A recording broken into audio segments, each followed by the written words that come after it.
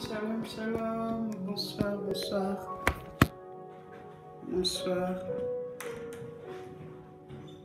Bonsoir, les Isha. Bonsoir, peuple de Dieu.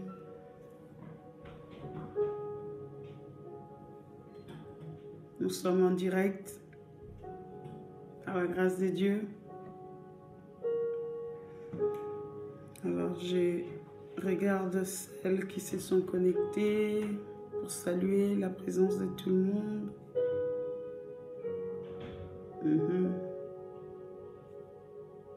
Est-ce qu'il y a la connexion?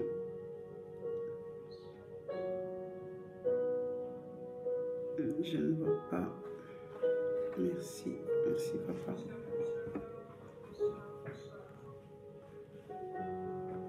Soyez bénis, soyez bénis, soyez bénis.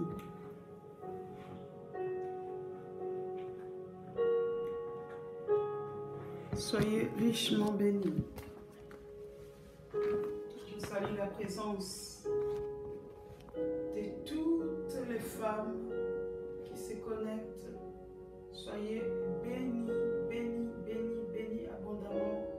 Je viens souhaiter un très très bon mois de la femme à toutes les femmes, à toi qui te connectes, à toi qui te connectes, à toi qui prends le temps d'écouter Isha, de suivre Isha Live, la parole de Dieu à une femme pour une femme. Je salue la présence de toutes les servantes de l'Éternel qui se sont connectées, vous qui prenez le temps de vous connecter, soyez richement bénis. Au nom puissant de notre Seigneur Jésus-Christ, nous prenons le temps de nous connecter au maximum, d'inviter. Shalom ma fille bien-aimée, Joyce Christie, que Dieu te bénisse, que Dieu te bénisse. Vraiment, soyez richement bénis. Je vous bénis, sois béni. Mon encouragement, sois béni. Sois béni, mon petit prince qui est en train de me regarder. Que Dieu te bénisse. Mon bébé d'amour, que Dieu te bénisse abondamment. Soyez toutes bénies. Vraiment, je suis richement bénie par ta connexion et je serai encore richement bénie par ton partage.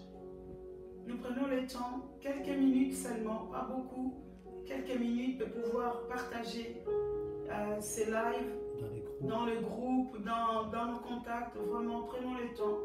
Prenons quelques minutes seulement, pas beaucoup, quelques minutes parce que le Seigneur va nous parler ce soir. Sois bénie ma soeur Claudia.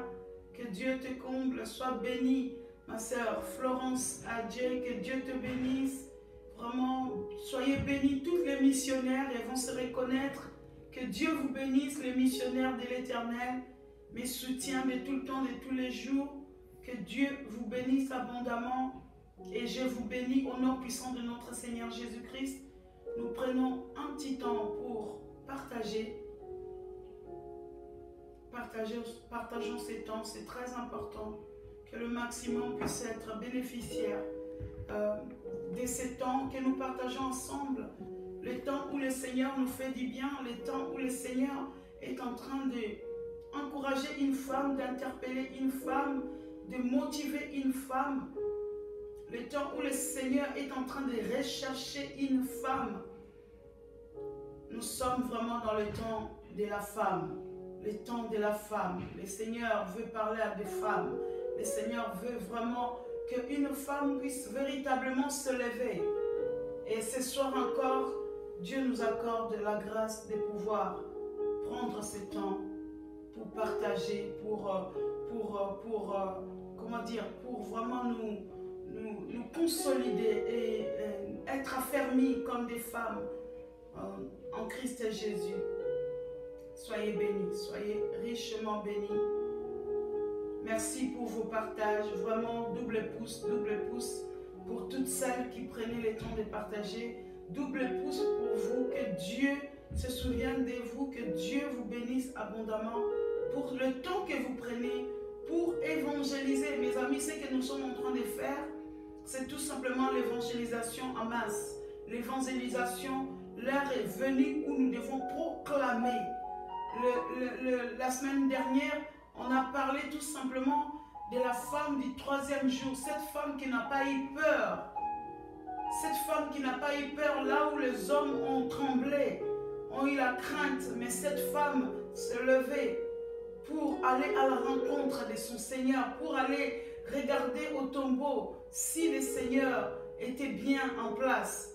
Et le Seigneur s'est manifesté dans ces femmes-là, les femmes qui n'ont pas eu peur, les femmes du troisième jour. Et je proclame aujourd'hui que tu es la femme du troisième jour. Cette femme qui ne recule devant rien, devant l'épreuve, devant la manigance de l'ennemi. Les femmes du troisième jour ne reculent devant rien. Les femmes du troisième jour, ce sont des femmes accomplies. Les femmes du troisième jour savent d'où elles viennent avec ces dieux et où ces dieux-là voulaient les amener. Tu es la femme du troisième jour. Et il est temps que les femmes du troisième jour se lèvent pour proclamer la bonne nouvelle, pour proclamer que Jésus est vivant, Jésus est ressuscité. Parce que c'est cela que Christ a dit à Marie. Marie, va dire à mes frères que je suis vivant. Va dire à mes frères que je suis ressuscité. Et quand tu prends le temps de partager ces moments, toi aussi tu es en train de proclamer que Jésus-Christ est véritablement vivant. Et il revient bientôt. Il revient bientôt. Et il est en train de préparer son épouse que je suis, son épouse que tu es, à la rencontre de son Seigneur. Merci Seigneur, merci de nous faire du bien. Merci pour toutes les femmes qui partageaient ce temps. Merci, que Dieu vous comble. Merci Adonai, merci Elohim. Merci notre Dieu, toi qui es notre Dieu d'amour. Nous te sommes reconnaissants pour ce temps, Père. Ce temps où tu nous permets d'être ensemble avec mes sœurs, de nous retrouver, Seigneur, au travers de cet outil qui est l'Internet. Papa, nous te disons merci parce que nous voulons utiliser tous les moyens qui sont à notre disposition pour proclamer la bonne nouvelle du royaume. Merci parce que nous avons ces privilèges de faire partie de ces soldats, Seigneur, que tu t'es choisi, que tu as préparé pour, Seigneur, annoncer la bonne nouvelle. Merci parce que c'est un privilège que j'ai, Seigneur, de pouvoir parler de ta part. Merci parce que c'est une grâce que je n'ai même pas méritée, que je ne prétends même pas avoir, parce que je ne suis pas meilleure que l'autre qui est morte aujourd'hui, je ne suis pas meilleure que l'autre qui est parti, je ne suis pas meilleure que l'autre qui est encore à la recherche de ton nom. Seigneur, merci pour la grâce. Bénis, Seigneur, cette femme qui se connecte. Parle à nos cœurs. Dispose de ce temps, Seigneur, pour ta seule gloire. Merci, Papa, parce que tu nous aimes. Merci parce que tu nous aimes d'un amour, Seigneur, inconditionnel. Merci parce que tu aimes une femme qui se connecte ce soir. Merci parce que, Seigneur, tu veux témoigner de ton amour. Tu veux manifester, Seigneur, la puissance de cet amour dans nos vies, dans nos cœurs. Tu veux combler nos vies, Seigneur, de ton amour. Merci, Père. Cher Saint-Esprit, toi qui es mon allié, mon associé, mon guide, mon conducteur par excellence, je viens te laisser la place qui t'est due. Prends le contrôle de toutes choses. Dispose de moi comme un instrument. Dispose d'un cœur qui m'écoute, Seigneur, qui écoute ta voix. Comme une terre, Seigneur, une terre assoiffée. Arrose, Seigneur, nos vies de ta parole. Arrose une vie ce soir de ta parole, Seigneur.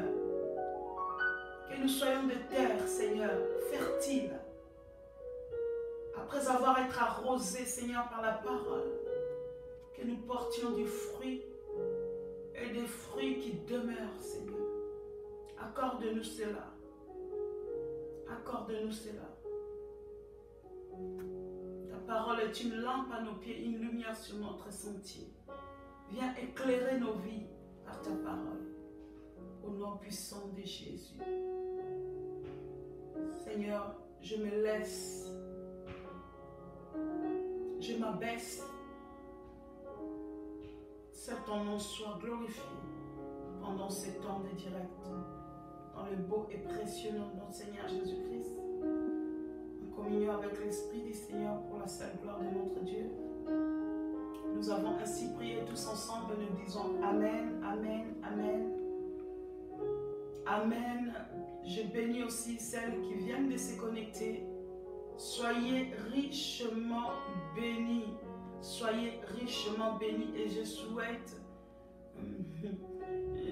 je rigole un peu quand on nous dit la journée internationale de la femme. Et moi j'ai envie de rajouter là-dessus que ce mois de mars, ce n'est pas seulement le mois de la femme, ce n'est pas l'unique mois de la femme. J'ai envie de dire que toute l'année c'est ton année en fait.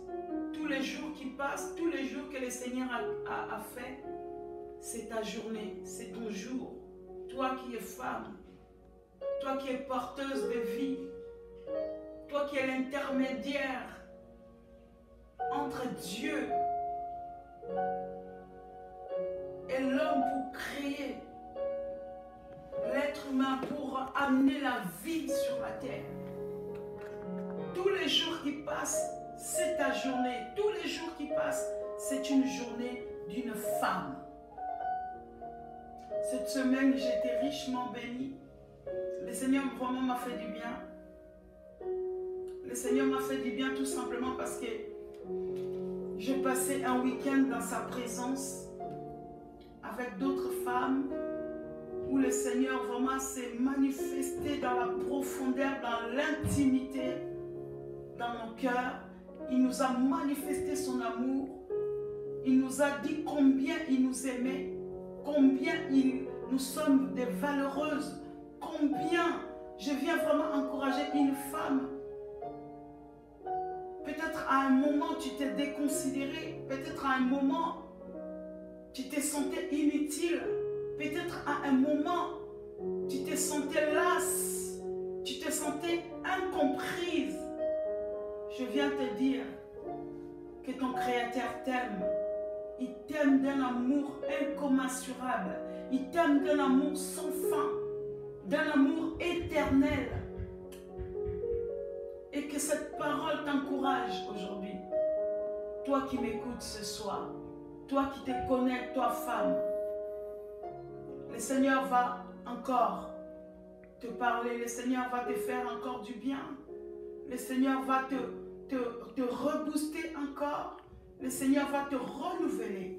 Vraiment, ça c'est ma prière d'aujourd'hui. Ça c'est ma prière de tous les jours pour toutes les femmes qui prenaient le temps de vous connecter, d'écouter la voix. Pas la voix de la servante Mamie Dembo, mais la voix de l'Éternel qui est en train de nous parler. La Bible dit, et l'Éternel dit un mot, et les femmes sont une armée. L'Éternel dit un mot, et les messagers de la bonne nouvelle sont une armée.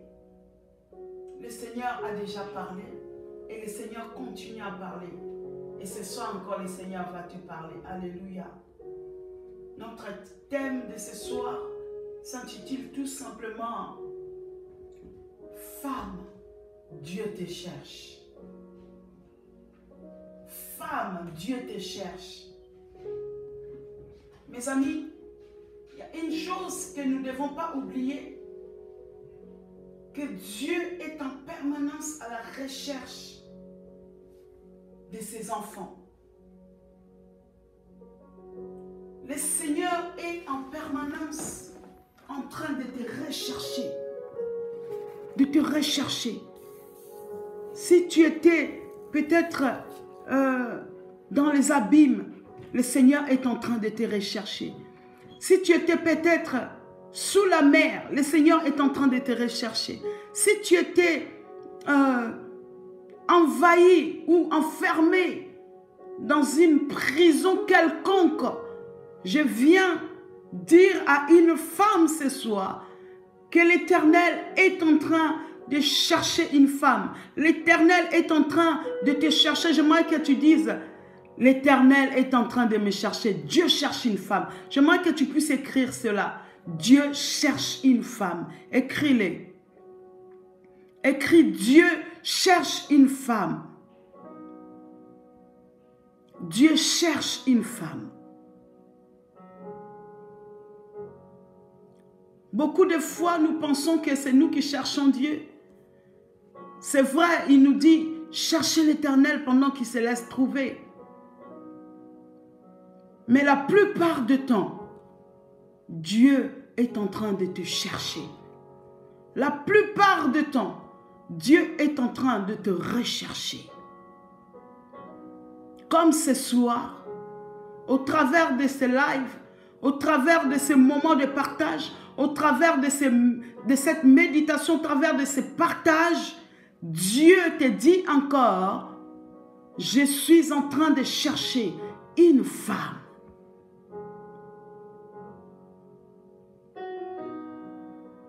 Nous allons aller directement à la parole de Dieu. Dans Jean.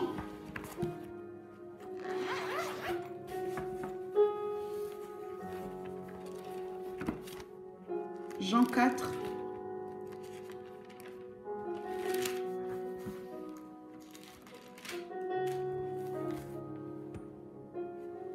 Jean 4. À partir de verset 3.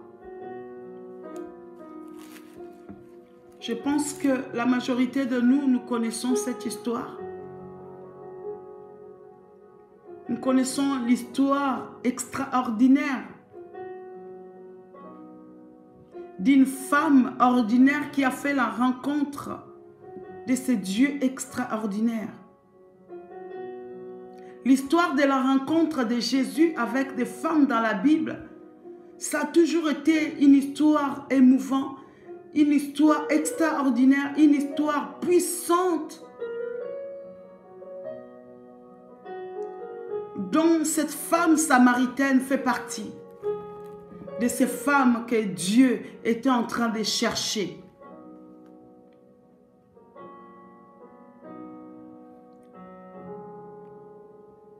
Jean 4. Je lis la parole du Seigneur. Je vais lire vraiment petit à petit, étape par étape, parce que c'est un long texte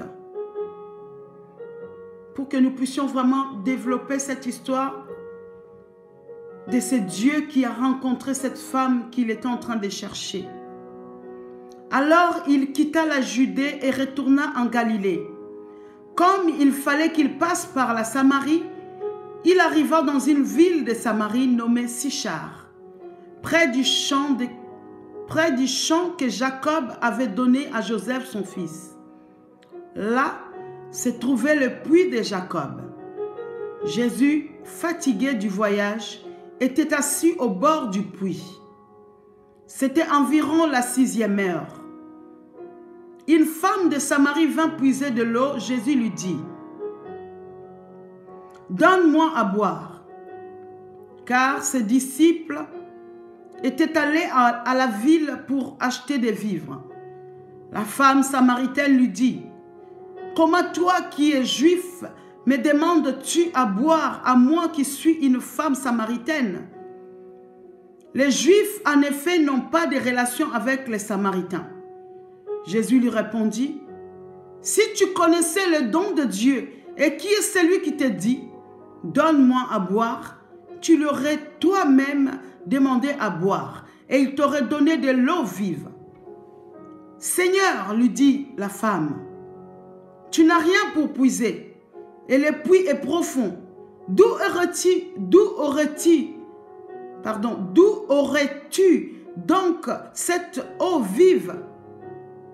Es-tu plus grand que notre père Jacob qui nous a donné ce puits et qui en a bu lui-même ainsi que ses fils et ses troupeaux? » Jésus lui répondit, « Quiconque boit de cette eau aura encore soif.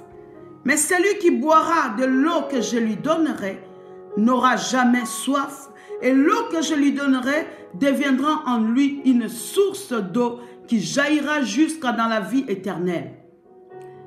La femme lui dit, Seigneur, donne-moi de cette eau, afin que je n'ai plus soif et que je ne vienne plus puiser ici. Va, lui dit Jésus. Appelle ton mari et viens ici. La femme répondit, je n'ai point de mari. Jésus lui dit, tu as eu raison de dire, je n'ai point de mari. Car tu as eu 5 maris et celui que tu as maintenant n'est pas ton mari. En cela tu as dit vrai. Seigneur, lui dit la femme, je vois que tu es prophète. Nos pères ont adoré sur cette montagne et vous dites, vous,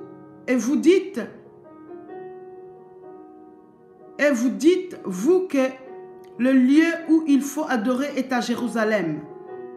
Femme, lui dit Jésus, crois-moi, l'heure vient où ce ne serait ni sur cette montagne, ni à Jérusalem, que vous adorerez le Père.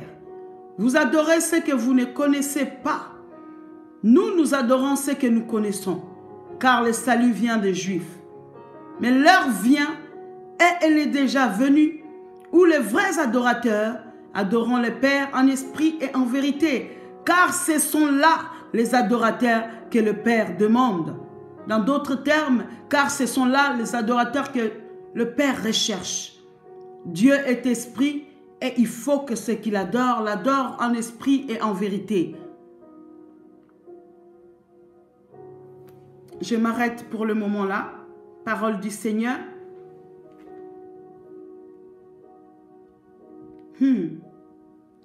Nous voyons une discussion, cette discussion entre cette femme et notre Seigneur Jésus.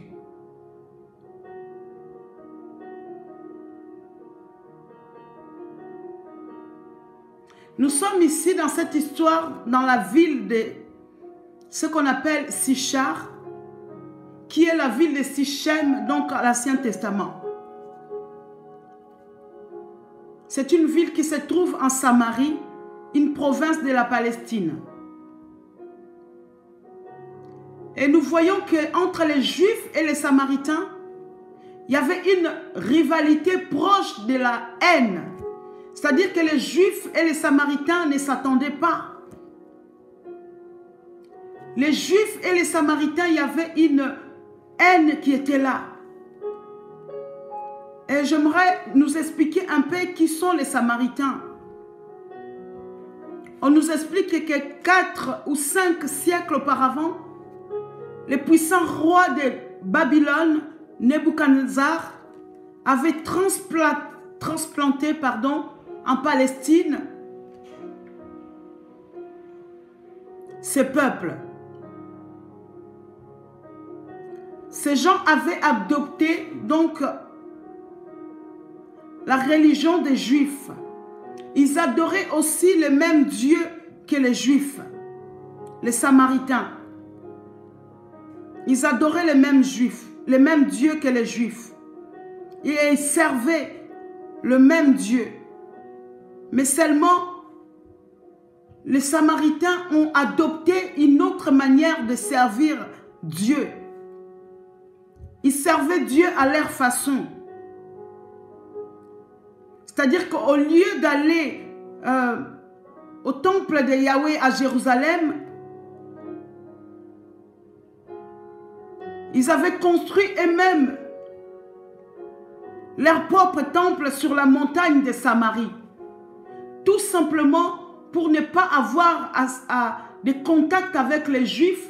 Donc les Samaritains, ils avaient choisi de construire leur temple, leur propre temple à la montagne de la Samarie. Cela leur permettait tout simplement d'être indépendants des Juifs qu'ils détestaient. Les Samaritains, il y avait une haine, une colère entre les Samaritains et les Juifs. Entre eux, tout simplement, on voit qu'il y avait une haine héréditaire, une haine culturelle, une haine raciale, au point que pour un Juif, quand le plus court de chemin était de passer par Samarie, il préférait faire un détour pour ne pas passer par la Samarie. Un juif préférait faire un détour pour ne pas passer parmi ces peuples qu'il pouvait détester. Il faut dire aussi que les Samaritains rendaient l'appareil aux Juifs parce que les deux peuples ne s'aimaient pas. Mes amis, cette histoire nous montre seulement que alors qu'on se détournait de Samarie, Jésus, lui, il a choisi délibérément et volontairement de passer par la Samarie. Là où les autres faisaient les détours, là où les autres se méfiaient, là où les autres fouillaient ce peuple, Christ a choisi volontairement de passer par la Samarie. Pour montrer tout simplement que notre Seigneur, il est au-delà, il est au-dessus des barrières douanières, il est au-dessus des races, il est au-dessus de la rancune, il est au-dessus des haines qui peuvent ériger deux peuples. Il est au-dessus des barrières raciales, il est au-dessus des barrières culturelles, il est au-dessus des barrières politiques, religieuses et sociales et j'en passe. Et aujourd'hui encore, Jésus passe encore parmi les peuples éloignés, les peuples isolés. Nous voyons que Jésus est en train de passer parmi les pygmées même de l'Afrique centrale. Le Seigneur est en train de passer parmi les peuples retirés, les peuples. Et le Seigneur est en train de passer encore aujourd'hui au travers de cette directe que toi et moi nous sommes en train de suivre. Alléluia. Parce qu'il n'y a aucune barrière pour notre Seigneur. Il n'y a aucune barrière culturelle, aucune barrière sociale, aucune barrière de temps pour venir chercher une femme que tu es.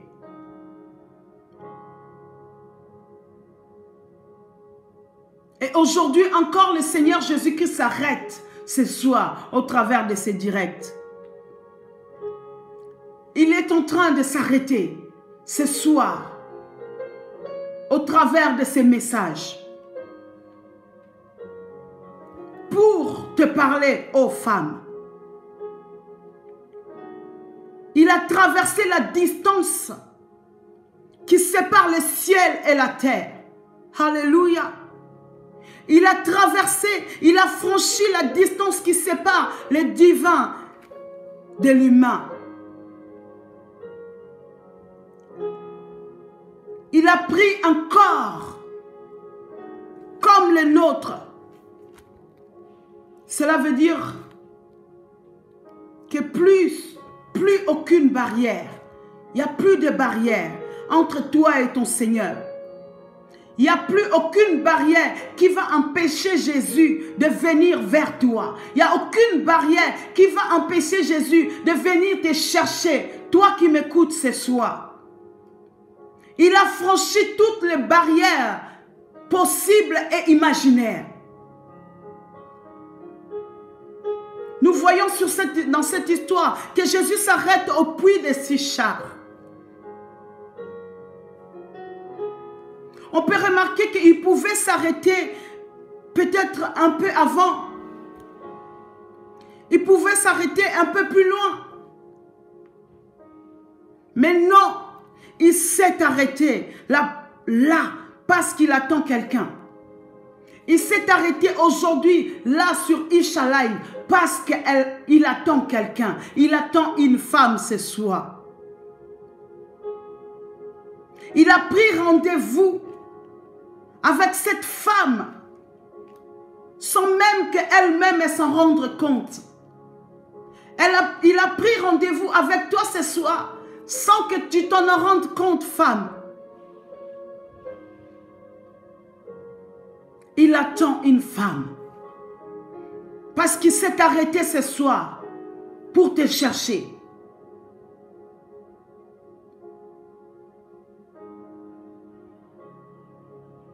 Il pouvait s'arrêter un quart d'heure peut-être plus tôt. Il pouvait arriver un quart d'heure plus tard. Ça aurait été peut-être un quart de trop ou un quart plus tard, de trop tard. L'hôte divin qui veut entrer dans la vie d'une femme, dans notre vie, choisira toujours le moment opportun. Mes amis, je viens dire à une femme ce soir, aujourd'hui, en cet instant, maintenant, c'est le moment opportun où Jésus t'a donné rendez-vous. Où Jésus veut te retrouver. Le moment le plus favorable de notre vie.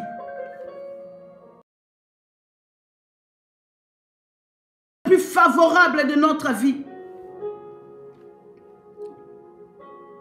Le Seigneur veut chercher une femme. Ça ne sera pas demain. Demain, ça sera peut-être trop tard. Tout à l'heure, c'était peut-être trop tard. Mais ça, là, c'est maintenant que Dieu te cherche. Et dans la Bible, il nous a dit, maintenant est le temps favorable. Aujourd'hui est le jour du salut. Alléluia. Maintenant est le temps favorable. Aujourd'hui, c'est le jour du salut où Dieu est en train de chercher une femme. Dis que cette femme, c'est moi. C'est maintenant. Il n'y a pas de moment plus favorable pour nous que celui-ci, mon ami. Il n'y a pas de moment plus favorable pour toi qui m'écoutes ce soir que ce maintenant. Pour vivre, pour rencontrer le Seigneur. Le Seigneur te dit, c'est maintenant. Cette femme venait au puits pour puiser l'eau. Mais elle a rencontré l'eau de vie.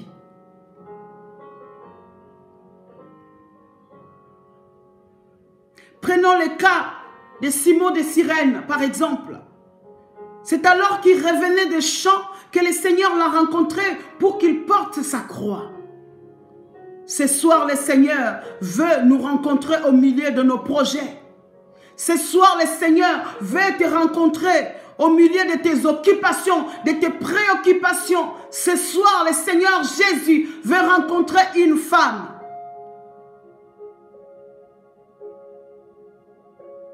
Des fois, cela nous arrive. Je n'ai pas le temps de nous dire cela. Seigneur, ce n'est pas le moment. Des fois, nous tournons le dos à Jésus. Mais le Seigneur te dit, je suis venu te chercher. C'est ce soir. Comme cette femme samaritaine. Elle ne savait pas qu'elle était en rendez-vous avec son Seigneur. Elle ne savait pas que le Seigneur Jésus-Christ, lui qui connaît toutes choses, il connaissait le temps pour cette femme.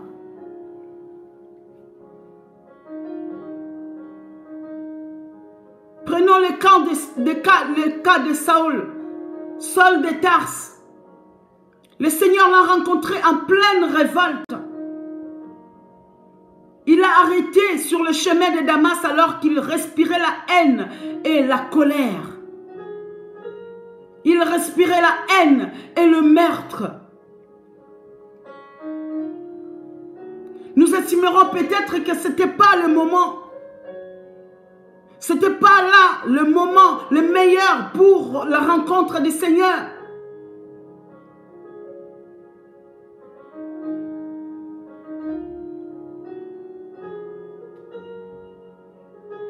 Mais notre temps n'est pas le temps de Dieu. Le Seigneur voit des choses d'une autre manière.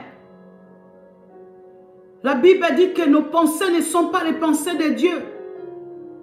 C'est quand nous pensons que le Seigneur est loin de nous, quand nous ne pensons même pas à lui, occupés par nos préoccupations, c'est là où le Seigneur te dit, je viens te chercher. Et pour cette femme samaritaine, le Seigneur l'a rencontrée dans sa solitude et son libertinage. Voyez-vous, c'est quand nous pensons le moins à lui que lui pense à nous. Quand nous pensons le moins à ce Jésus, c'est là où ses préoccupations sont portées vers nos vies. C'est quand nous estimons avoir le moins besoin de lui, qu'en réalité nous avons le plus besoin de lui. Mais il y a une question qui se pose à nous. Pourquoi vient-elle seule au puits de Sichar? Pourquoi cette femme a choisi un moment où il n'y avait personne sur la route? Ce n'était pas la coutume. Ce n'était pas la coutume d'y aller seule dans ce puits. Surtout pour une femme. C'était à la soirée, après la chaleur du jour, que les femmes sortaient pour aller au puits. Elles se retrouvaient entre elles, elles se retrouvaient en groupe. Alléluia.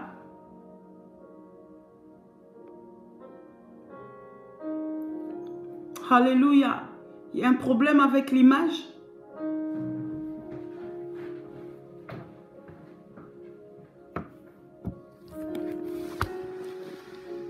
Est-ce qu'il y a un problème avec l'image?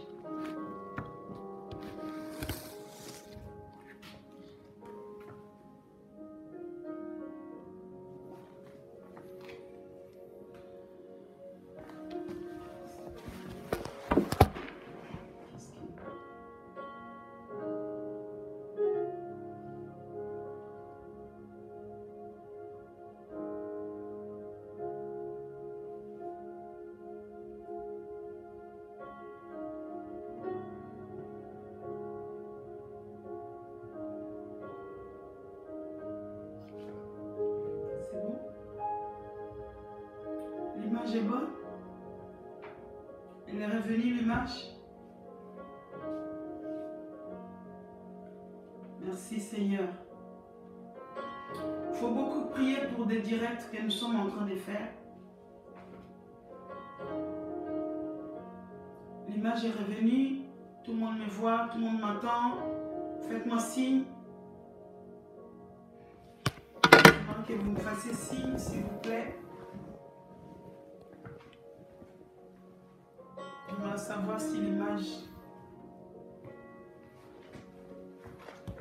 est bonne. Qu'est-ce qu'on me dit? Parce que je ne vois pas. Il n'y a pas d'image.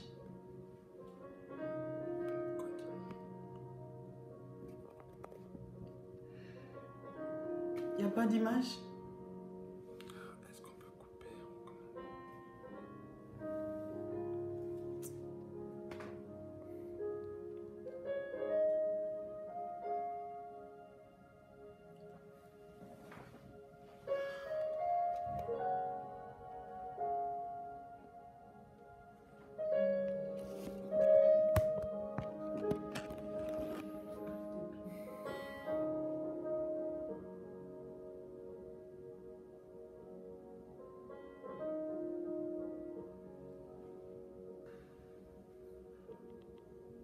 C'est bon.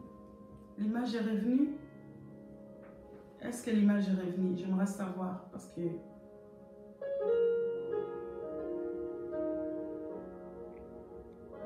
Est-ce que l'image est revenue? C'est bon.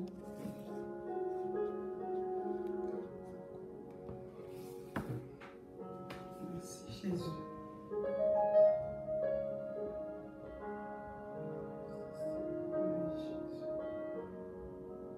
Petite image.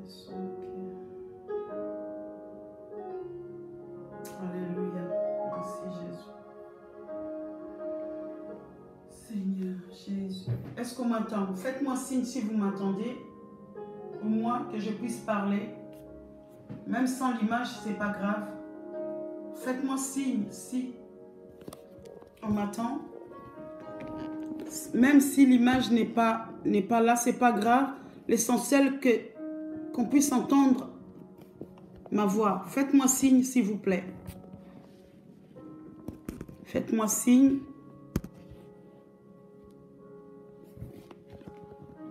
Vous m'entendez? Ok, gloire à Jésus. Si vous m'entendez, ce n'est pas grave. Même si l'image est figée, ce n'est pas grave. On va continuer ce message parce que ce n'est pas l'important l'image. L'image n'est pas important. Ce qui est important, c'est que vous entendez le message qui est en train d'être partagé. Merci Seigneur. Alors, je continue le message. Ne nous laissons pas troubler par l'image. Écoutez seulement la voix, ça suffit. Parce que l'image n'est pas importante.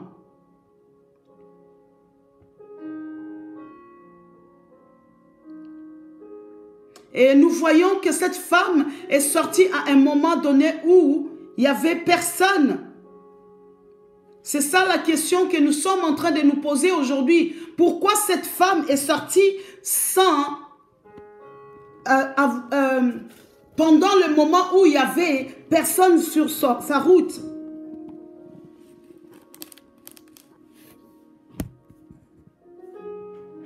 Alors que les femmes avaient l'habitude d'aller puiser l'eau entre elles.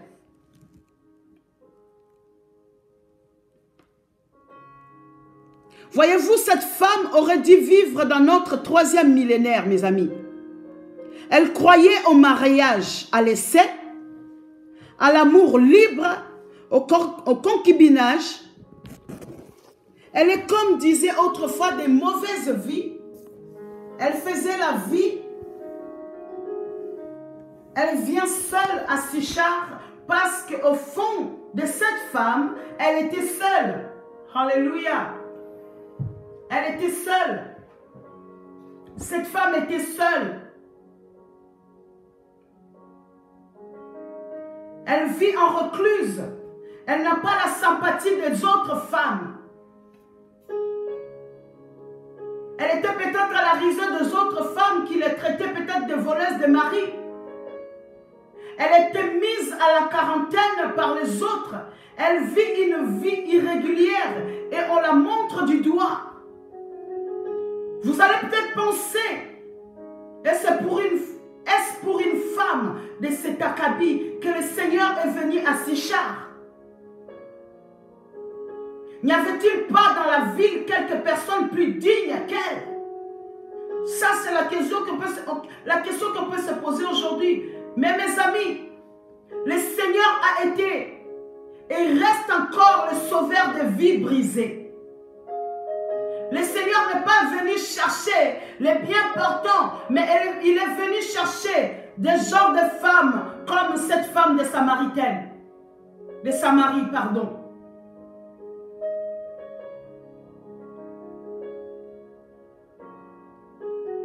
Il est toujours l'ami des publicains, de gens de mauvaise vie. N'a-t-il pas dit que ce ne sont pas les gens bien portants qui ont besoin du médecin, mais les malades? Et cette femme, elle continue à avancer. Elle vient tirer de l'eau au puits de sa ville et elle y voit venir Jésus. Elle y jette un regard en coin et intérieurement, elle pense avec mépris, encore un juif. Voyez-vous, elle regarde dans son cœur, elle garde encore dans son cœur cette antipathie. Ce sentiment raciste encore tellement répandu dans le monde d'aujourd'hui. Et elle va partir, mais le Seigneur la retient et lui dit, donne-moi à boire. Le Seigneur est en train de retenir une femme ce soir en te disant, donne-moi à boire.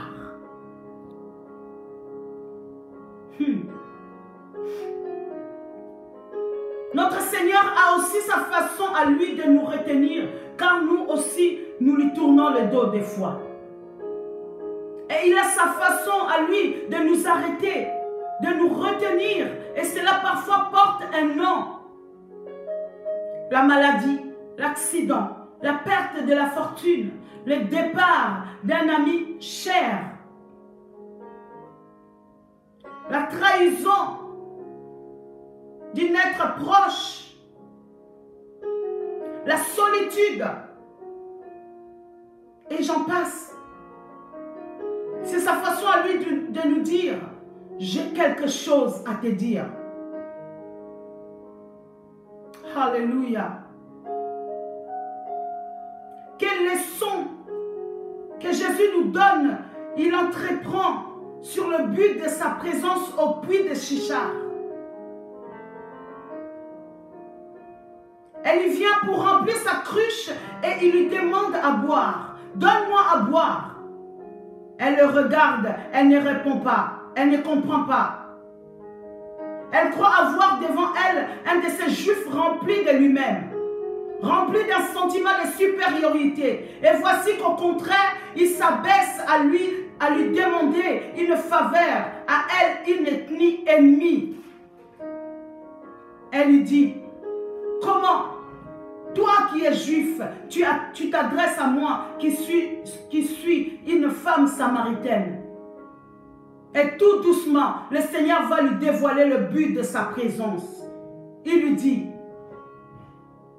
si tu connaissais le don de Dieu, et insensiblement, il passe du besoin physique, de la soif du corps, à la soif de l'âme. Parce que Jésus sait que le plus grand besoin de l'être humain, Jésus connaît le plus grand besoin qu'une femme a ce soir.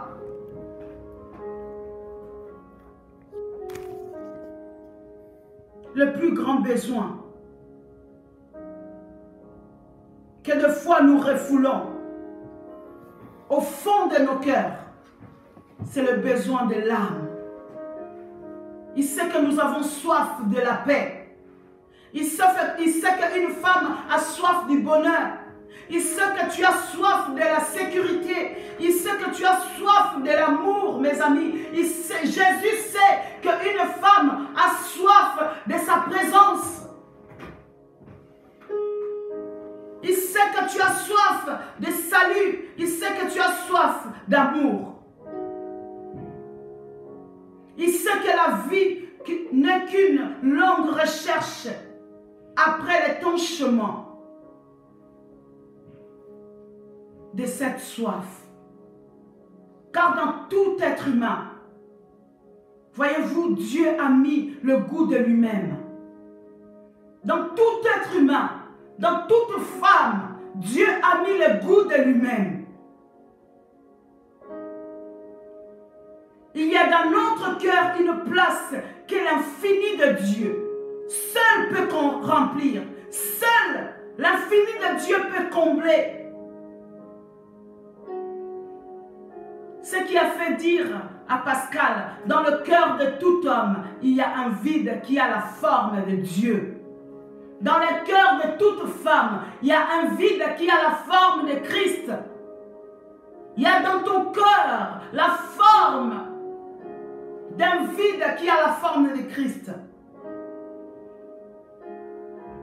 C'est pour ça qu'il n'y a rien d'étonnant à ce que les gens du monde, fussent-ils les plus comblés, ne soient jamais satisfaits.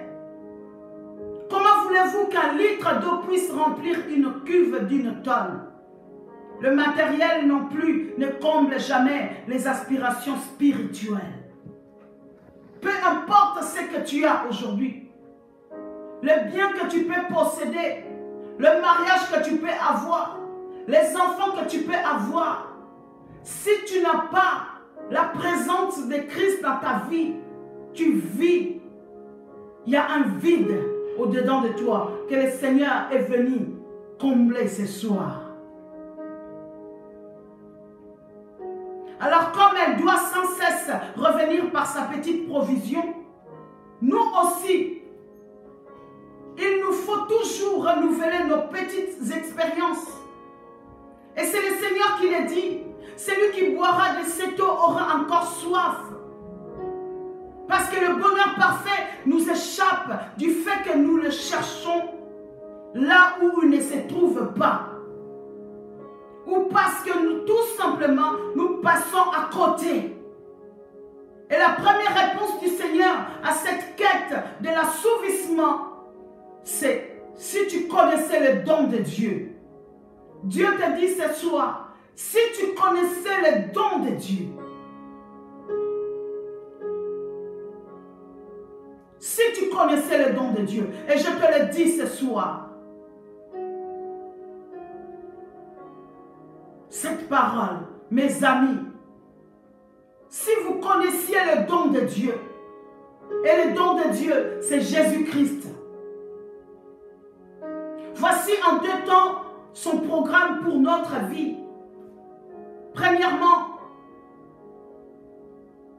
au verset 14, il dit, « Celui qui boira de l'eau que moi je lui donnerai n'aura plus jamais soif. » Ce que Jésus propose, c'est quelque chose de durable. Ce que Jésus est venu te donner, c'est quelque chose de durable, mon ami, qui ne vous laisse pas le lendemain l'âme pantelante avec un sentiment de frustration de plus. Et la preuve de cette vérité, il suffit de la demander à ceux qui ont fait expérience de se convertir à Jésus. Tous vous diront, sans exception, oui, mon cœur était vide autrefois, mais combien le Seigneur me satisfait et me comble maintenant. Quand tu as expérimenté Christ, quand tu as expérimenté Jésus, mes amis, tu n'auras plus soif. C'est ça que Jésus vient chercher une femme pour combler le vide. Le Seigneur Jésus est venu te chercher pour désaltérer ton cœur. Le Seigneur Jésus est venu pour assouvir la soif qui ronge ton âme. Alléluia.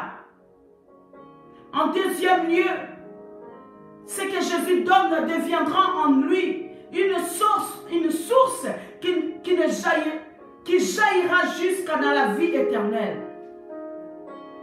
En deuxième position, dès que tu as goûté à cette eau, mes amis, le Seigneur Jésus dit, tu deviendras, ces sources deviendront en toi une source qui jaillira jusqu'à dans la vie éternelle, selon ses propres paroles. C'est-à-dire la fin d'une vie terne. Le début d'une vie d'influence. Alléluia. Et qui n'a jamais désiré avoir une vie pleine. Qui est cette femme qui n'a jamais désiré avoir une vie influente, qui pèse à la fois dans la balance des hommes et dans la balance de Dieu? Mais voyez-vous, cette femme, comme beaucoup de femmes, peut-être que toi et moi, on écoute cette parole ce soir, on ne saisit toujours pas. Le voile du matérialisme nous empêche de comprendre. Le voile des fois du péché nous empêche de saisir le moment où Dieu est en train de nous chercher. Le voile de l'orgueil, le voile de la colère, le voile de la haine, le voile de posséder nous empêche de saisir. Le voile du matérialisme nous empêche de comprendre. Elle dira au Seigneur, mais Seigneur, tu n'as rien pour puiser et le puits est profond. Et c'est vrai que le Seigneur n'avait rien eu. Jamais rien pour satisfaire le péché de cette femme. Pour faire plaisir, pour plaire à l'ambition. Pour satisfaire les passions ou les jouissances charnelles de cette femme. Il n'a rien pour puiser. Il n'a rien pour éblouir. Rien pour flatter. Il est venu sans une épée. Sans une arme. Il s'est présenté à l'Avar Lévi et il n'avait pas un sou. Il s'est présenté aux brigands sur la croix. Il n'avait rien pour les faire échapper au supplice. Il s'est présenté à la femme qui perdait du sang sans avoir un médicament quelconque. Il s'est présenté à cette femme Marie de Madeleine sans avoir quelque chose qui impressionnerait les hommes. Et cependant, à toutes ces personnes, il a donné tout ce qu'il leur fallait. Exactement ce qui leur manquait. Ce soir, le Seigneur vient te donner, non pas ce qui va satisfaire ta chair, non pas ce qui va satisfaire ton ego, non pas ce qui va satisfaire tes désirs charnels, non pas ce qui va satisfaire le péché camouflé, mais il vient te donner exactement ce qui te manque. C'est pour cela qu'il vient te chercher ce soir, pour te donner ce qu'il te manque. Voyez-vous, Jésus n'avait pas besoin de rien. N'avait besoin de rien pour puiser parce qu'il était lui-même la source. Alléluia. Il n'a pas besoin d'avoir quelque chose pour puiser parce que c'est lui-même la source. L'eau, c'était lui. L'eau qui désaltère, l'eau de la vie, c'était lui. Il n'avait pas besoin de la puiser. Le pain qui rassasie, c'est lui. Il n'a pas besoin de le faire. La vie éternelle, il n'a pas à l'emprunter. Il a dit, je suis le chemin, la vérité. Je suis la vie. Alors la femme lui dit, Seigneur, donne-moi toujours cette eau, afin que je ne vienne pas puiser ici. Sans doute connaissait-elle l'histoire dans l'Ancien Testament de cette veuve qui a rencontré le prophète Élisée. Sans doute elle connaissait cette histoire, combien cette veuve, Dieu a pourvu, l'huile n'a plus manqué dans ce vase,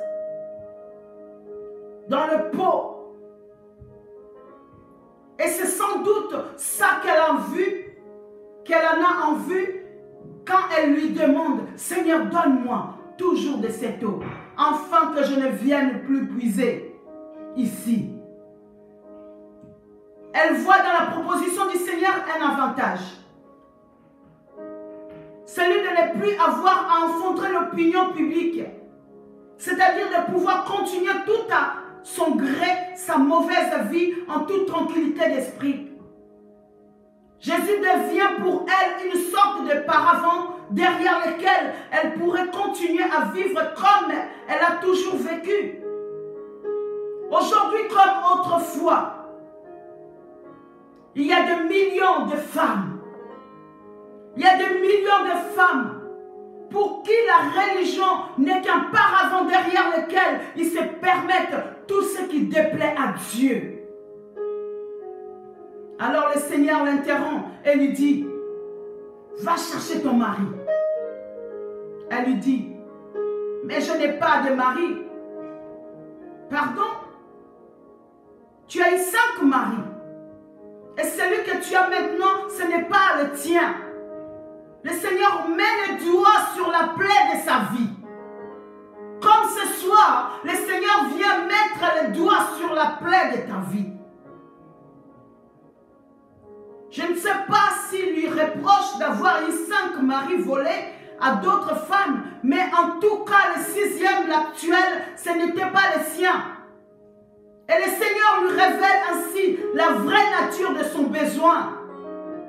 Comme ce soir, le Seigneur vient te révéler la vraie nature du besoin qui ronge ton âme, qui ronge ton esprit.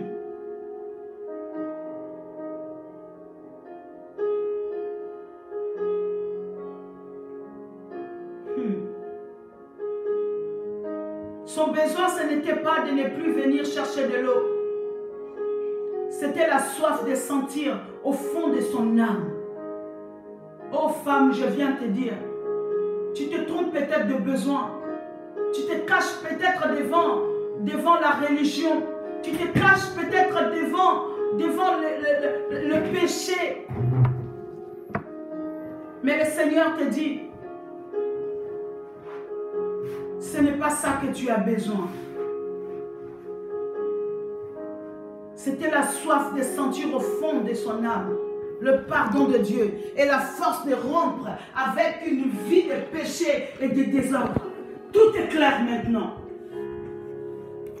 Tout est clair maintenant pour cette femme. Mais voyez-vous, on a du mal de fois à se tourner vers Christ facilement.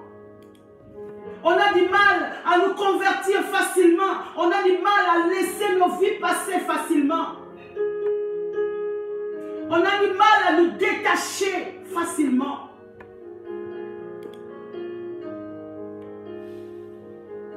Sans résistance, elle va employer un argument toujours utilisé aujourd'hui, celui de la religion. Car il est hélas vrai qu'on peut avoir une religion et être de mauvaise vie. Elle va employer la religion pour contrer le Seigneur. Comme beaucoup parmi nous aujourd'hui, au nom de la religion, au nom du Seigneur, nous sommes en train de continuer de nous compromettre. Quand on va te dire arrête ce comportement, ce n'est pas bien. Oui, ne me jugez pas parce que Dieu ne juge pas.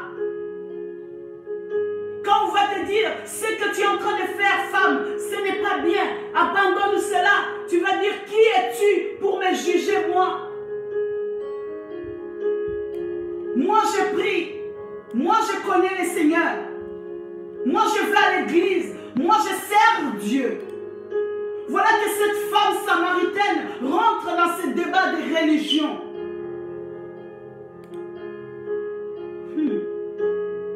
Et Jésus lui a dit, vous adorez ce que vous ne connaissez pas. Autrement dit, votre religion est fausse. Nous adorons ce que nous connaissons. Jésus ne lui a pas dit, toutes les religions sont bonnes. Il ne lui a pas dit ça. Parce qu'aujourd'hui on dit, toutes les religions sont bonnes. Nous tous nous prions le même Dieu. Mes amis, ce n'est pas le langage du Christ envers cette femme. Toutes les religions sont bonnes. Tous les chemins conduisent à Rome. Non, au risque de lui déplaire, il eut le cran d'ajouter, le salut vient des Juifs. Aujourd'hui, les gens se cabreraient si on leur disait le quart de ce que Jésus lui a dit à cette femme. Aujourd'hui, beaucoup de gens te tourneront le dos si on leur disait ce que Christ a, comment